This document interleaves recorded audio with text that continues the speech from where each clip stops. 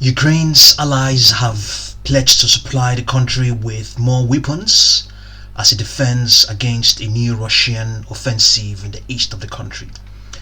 Leaders of the US, UK, Germany and other nations discussed coordinated support for Ukraine in a video call on Tuesday the 19th of April 2022.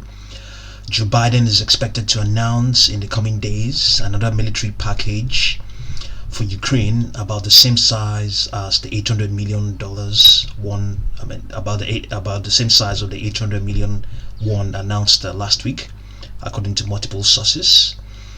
If the aid package is as large as suspected, it will bring the total US military aid to Ukraine since Russia invaded in January to well over $3 billion. Asked by reporters during a visit to New Hampshire in the US, if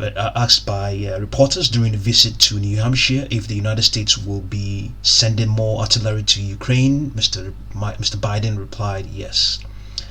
In London, Boris Johnson told the House of Commons this will become an artillery conflict.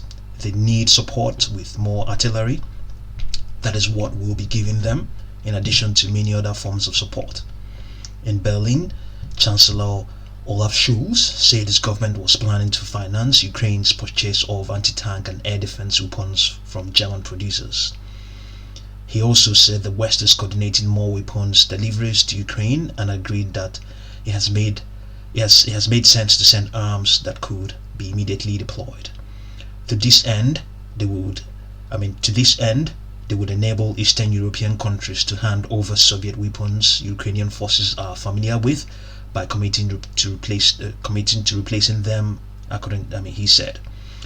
Justin Trudeau said Canada will be sending heavy artillery and promised to provide more details later on.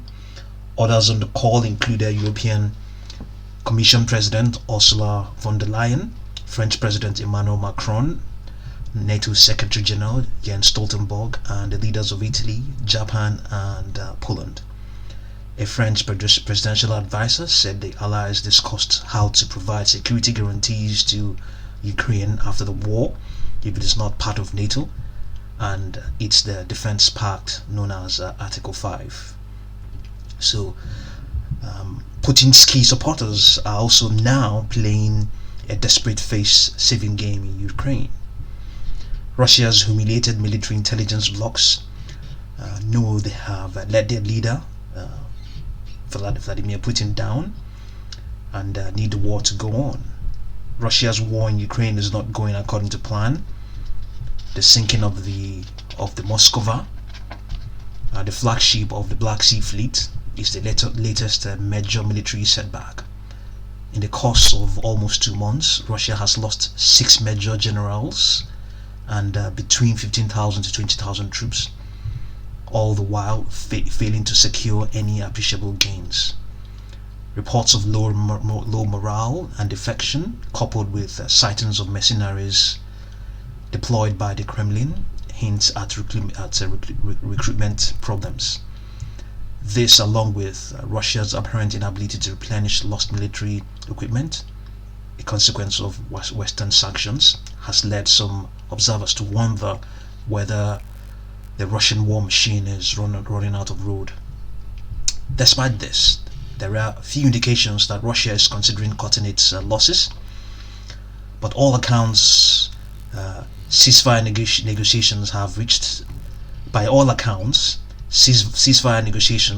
a dead end, with Russia refusing to compromise on any of its initial positions.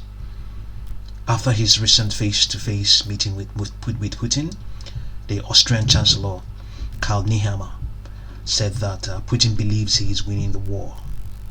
The Kremlin is suffering major setbacks, but will not alter its negotiating strategy. This isn't mere bravado. Research on authoritarian regimes has shown that in many cases the direction wars take is not solely determined by battlefield successes or failures. Rather, major decisions, especially about when to end the war, are often dictated by the interests of the key political players within the country.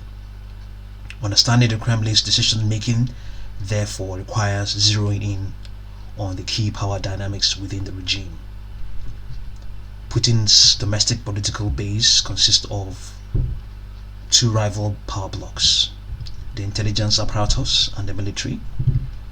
Both have suffered major blows to their credibility during this war. However, as they continue to jockey for Putin's power, both also have a vested interest in prolonging the conflict in some form. So this is how things stand right now in the war between Ukraine and Russia. So thank you very much for watching this video.